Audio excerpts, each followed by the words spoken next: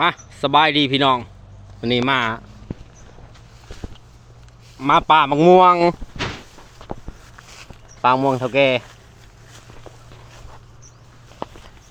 โอ้เกลือนถีบเลยซื้อแจวมาเพาะมานี่มาเด้อไปอยากนี่กินข้าวต้นโหลด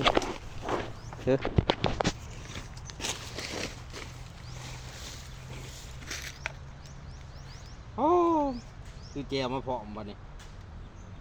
แจวก็ได้แจวพุงโหลดได้เอาลองแบบ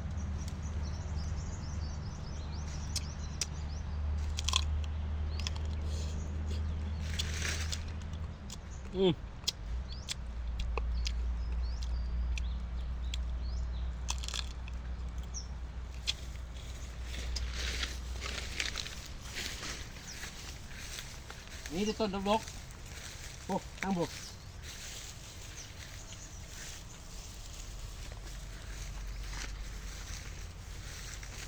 ทางนี้เขาเอิ้นมะม่วงเบาบ้านเฮาเอิ้นมะม่วงยังพี่น้องบอกหน่อยเด้อป้อนเลยล่ะ